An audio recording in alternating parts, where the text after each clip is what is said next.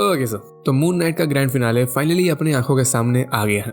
और भाई साहब, ये ग्रैंड फिनाले सही में ग्रैंड था। ऐसा फील ही नहीं हुआ कि अपन एक सीरीज देख रहा है। फुल वैसे ही चिल्ला रहे थे जैसे थिएटर में कोई मूवी चल रही हो। इसको बोलते हैं धमाकेदार action packed grand finale.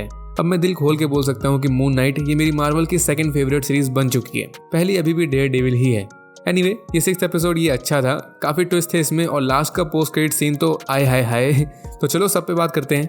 But उससे पहले अगर आप चैनल पे फर्स्ट टाइम आ रहे हो तो इंतजार किसका कर रहे हो भाई? लाइक दबाओ, सब्सक्राइब दबाओ, और मूड करे तो मेरे इंस्टाग्राम पे आ जाओ, दोस्त बन जाओ।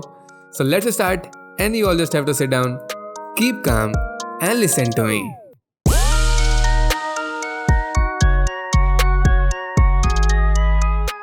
सो एज पर लास्ट एपिसोड अपन ने बहुत सी वियर्ड चीजें देखी थी। पूरा अंडरवर्ल्ड का सिनेरियो चल रहा था क्योंकि ये कंफर्म कर दिया गया था कि मार्क ये मर चुका है और उसकी सोल, बोले तो मार्क एंड स्टीवन, इन दोनों की सोल ये आफ्टर लाइफ की तरफ जा रहे होते हैं। और फिर अपने को पूरी स्टोरी पता चल गई थी मार्क एंड स्टीवन की, जो बहुत ज्यादा सैड थी। और जस्ट उसके बाद अपना मासूम प्यारा स्टीवन पत्थर में कन्वर्ट हो गया था। तो यहाँ से स्टोरी कंटिन्यू होती है। बट पहले अपन रियल वाली दुनिया में वापस आ जाते हैं, जिस दुनिया में सबको पता है कि मार्क मर चुका होता है। हैरो की वजह से 2 गोलियां ठासी थी उसने। लैला तो जिंदा होती है बट हैरो उसको फुल इग्नोर करता है। बहुत बड़ी गलती करता है ऐसा करके। और फिर हैरो के पास वही एमिट का स्टैचू आ जाता है जिसके अंदर एमिट गॉड कैद होती है। और फिर इसकी जो स्टिक थी एलिगेटर वॉन्ड, वो थोड़ी अपग्रेड हो जाती है। और लास्ट वीडियो में किसी ने क्वेश्चन किया था कि आखिर हैरो के पास सुपर पावर्स कहाँ से आई, वो तो कोई अवतार भी नहीं है जबकि। तो उसके पास एक्चुअली में कोई पावर्स नहीं होती, नॉर्मल ह्यूमन टाइप बंदा होता है ये। बस ये जो वॉन्ड यूज करता है इसमें एमिट की पावर्स होती हैं। इसने बताया था कि एमिट ने ही इसको दी हैं। बट इसकी पावर्स का जो कलर होता है उससे समझ में आ रहा होता है कि ये डार्क डायमेंशन की पावर्स हैं, कहता हार्कनेस जैसी। एनीवे, फिर हैरो के जाने के बाद लाइला ये मार्क को देखती है, मतलब उसकी डेड बॉडी को देखती है, क्योंकि भाई तो अपना चल बसा होता है। तो ऑब्वियसली लैला को बुरा लगता है।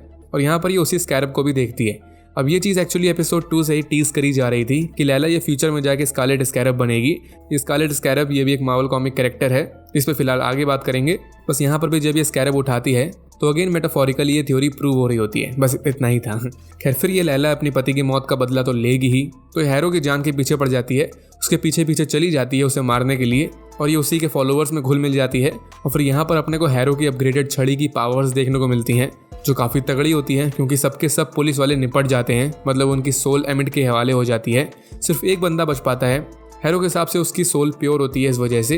लेकिन मुझे यहाँ क्या लगता है कि जिस तरह ये एमिट गॉड अपनी जजमेंट दिखाती है कि ये सिर्फ बुरे लोगों को मारती है और अच्छे लोगों को छोड़ देती है, मतलब अच्छी आत्माओं को छोड़ देती है, ऐसा शायद यहाँ एक्चुअल में होता नहीं है। मेरे अकॉर्डिंग एमिट उन्हीं को मारती है जिनको वो मारना चाहती है, और उनको छोड़ देती है जो उसके काम के बंदे होते हैं। जस्ट लाइक सबसे पहले एपिसोड में वो बुढ़िया दिखाई गई थी जिसको पापी आत्मा बोल के मार डाला था।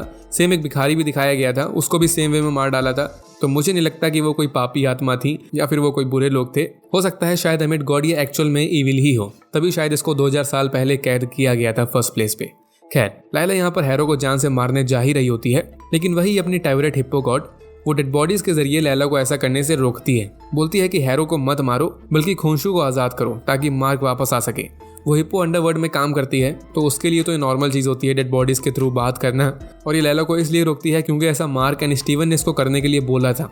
इसको मैसेज पहुंचाने के लिए बोला था लैला के लिए कि वो दोनों वापस आएंगे, मतलब वही मेरे करण अर्जुन आएंगे। लेकिन लैला को तो बदला लेना होता है, सो इसलिए हैरो का पीछा करती है, मौका ढूंढ रही होती है। और फिर हैरो ये उसी पिरामिड ऑफ गीजा के अंदर जाता है, इनियाड में, जहां लास्ट टाइम मीटिंग हुई थी। तो हैरो यहाँ जबरदस्ती घुसता है और बाकी सभी अवतार्स को मार डालता है। इससे समझ में आ रहा होता है कि बंदे के अंदर काफी पावर्स हैं। और इतने टाइम में लैला ये अंदर जाती है उसी एरिया में जहाँ पर सभी गॉड्स के स्टैचूज होते हैं। एक तरीके से इजिप्शियन गॉड्स का जेल टाइप होता है ये। तो लैला सिंपली खोंशू का स्टैचू उठाती है और उसको तोड़ के खोंशू को आज़ाद कर देती है।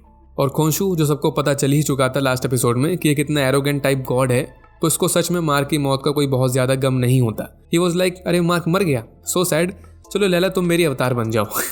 सच में। और इसके ऑफर को इसके मुंह में लैला साफ मना कर देती है, क्योंकि ये जानती होती है खोंशू को सिर्फ अवतार से मतलब होता है, अवतार कौन है उससे मतलब नहीं होता। इवन लैला यहाँ पर खोंशू से पार्टनरशिप करने को बोलती है। इसके हिसाब से गॉड की स्लेव नहीं बनेगी, लेकिन पार्टनर बन के साथ में काम जरूर कर सकते हैं, क्योंकि मेन मोटो तो इनका सेम ही होता है, एमिट को रोकना।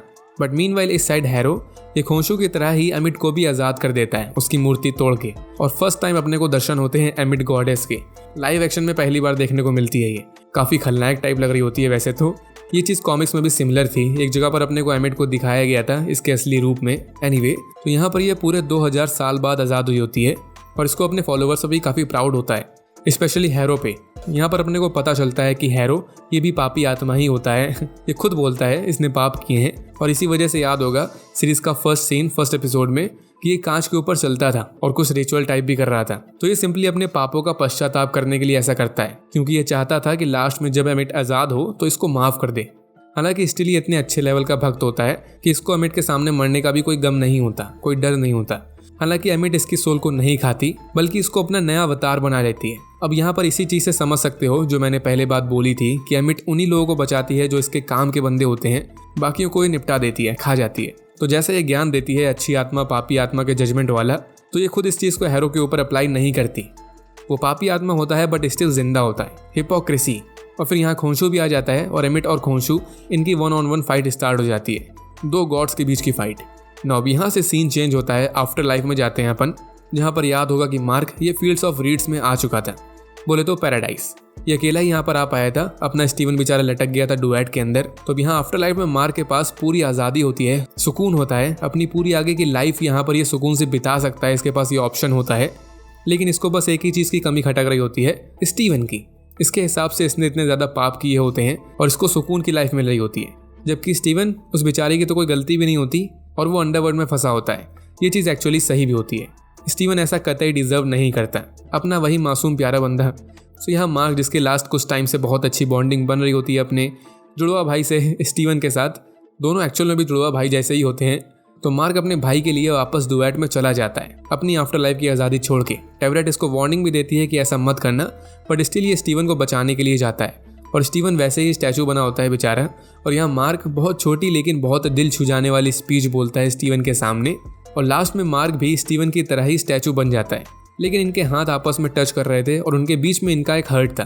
तो फाइनली जब ये साथ आ जाते हैं तो वो हर्ट भी चला जाता है, मतलब एक हर्ट बन जाता है खाली, जिस वजह से ये नॉर्मल लाइफ के दरवाजे खुल जाते हैं और ये दोनों वापस से नॉर्मल हो जाते हैं और मस्त गले मिलते हैं। ये सीन बहुत अच्छा था सही में। हालांकि ये चीज़ अब कैसे हुई इसमें ज़्यादा लॉजिक मत लगाना, बस ऐसे समझ जाओ कि जुड़वा भाइयों की प्यार की ताकत थी, आय हाय। और यहाँ इसी प्यार को देख के ओसिरिस नॉर्मल लाइफ के दरवाजे खोल देता है इनके लिए।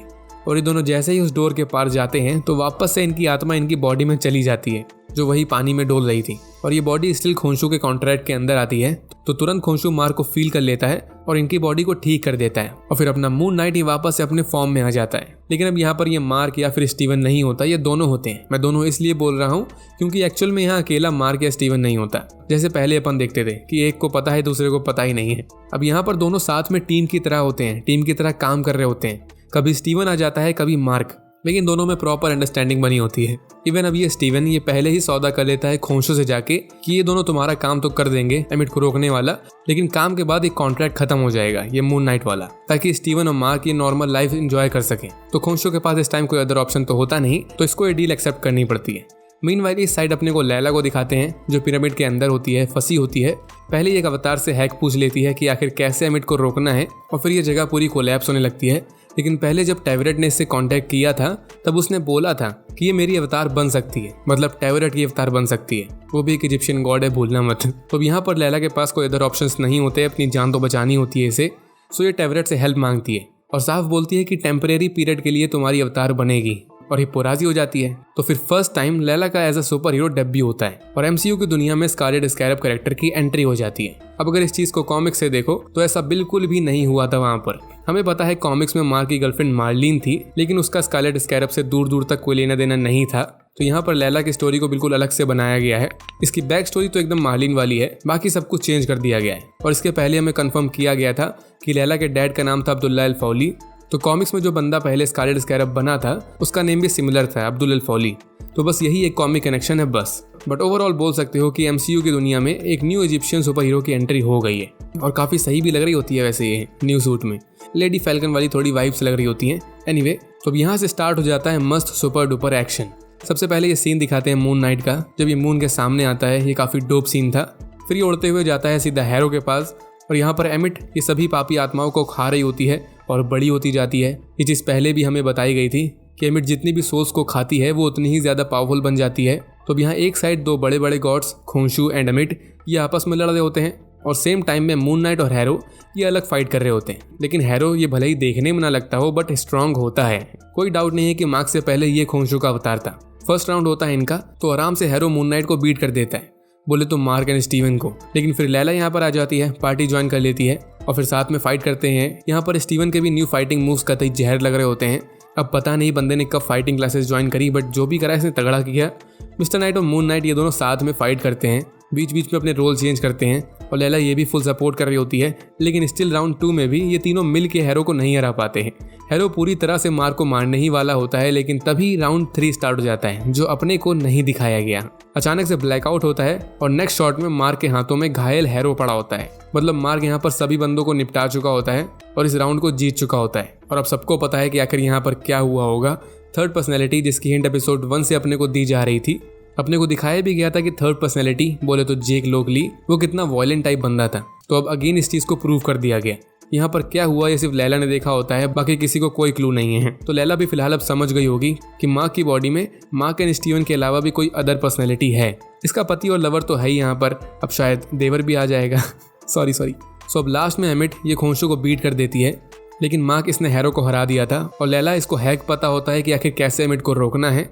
एमिट को भी स्टैचू में कैद नहीं किया जा सकता, क्योंकि ऐसा सिर्फ बाकी अवतार्स कर सकते थे, लेकिन वो सब तो निपट गए। तो इनको एमिट को किसी ह्यूमन बॉडी में कैद करना होगा, यही एक ऑप्शन बचा होता है। तो लैला और स्टीवन ये ऐसा ही करते हैं, जादू टोना करके ये एमिट को हैरो की बॉडी में ही कैद कर देते हैं। Mission successful. लेकिन यहाँ खोंशू इसका कहना होता है कि हैरो को जान से मार डालो ताकि उसके साथ एमिट भी मर जाए और फ्यूचर में फिर से ऐसा कभी ना हो। अब इस बात से सोचो तो खोंशू भी थोड़ा हिपोक्रेट टाइप लग रहा होता है, क्योंकि एमिट की तरह ही फ्यूचर की सोच रहा होता है। जो चीज़ अभी हुई नहीं उसको पनिश करो, तो मार्क ऐसा नहीं करता। इसको भी खोंशू की बोली एकदम एमिट जैसी ही लग रही होती है। इवन ये खोंशू से बोलता है कि तुम खुद ही मार दो उसे, लेकिन ऐसा करना तो पॉसिबल नहीं है। और जैसे इन दोनों की डील हुई थी पहले, तो खोंशू इस कॉन्ट्रैक्ट को खत्म कर देता है। मतलब अब से मार्क के खोंशू का अवतार नहीं होता, ना ही स्टीवन। मतलब मून नाइट और मिस्टर नाइट इनका रोल खत्म और मार्क और स्टीवन इनको अब खोंशू के इशारों पे काम नहीं करना पड़ेगा। लेकिन जस्ट इसके बाद अपन पुटनाम असाइलम में आते हैं, वही डॉक्टर हैरो के सामने। लेकिन इस बार अपन देखते हैं कि डॉक्टर हैरो इसके पैरों से ब्लड निकल रहा होता है, जैसा रियल लाइफ में भी होता है। इस चीज़ से स्टीवन और मार्क दोनों समझ जाते हैं कि ये सब वैसे एक इल्यूजन ही है, और था भी पहले जो हम सबको लग रहा था। पूरा हॉस्पिटल इल्यूजन है। तो अब स्टीवन अगेन लेटा गेटस बोलता है और इस इल्यूजन से बाहर निकल आता है। और फिर एकदम वही सीन आ जाता है जहाँ से ये पूरी स्टोरी स्टार्ट हुई थी, एपिसोड 1 वाला सीन। स्टीवन बेड पे पड़ा होता है, इसके पैरों में बेड़ियाँ बंधी होती हैं, इवन इसके कपड़े भी सेम होते हैं, एकदम सेम सिनेरियो होता है। बस 2 चीज़ें चेंज होती हैं। पहली कि अब स्टीवन अकेला नहीं होता, इसको अब मार्क के एग्जिस्टेंस के बारे में पता होता है और दोनों एकदम मिल बांट के इस बॉडी को शेयर कर रहे होते हैं। और सेकंड चीज़ होती है वो फिश। पहले यहाँ पर सिर्फ एक फिश थी स्टीवन की, मार्क पता नहीं क्यों बट उस फिश को चेंज कर देता था।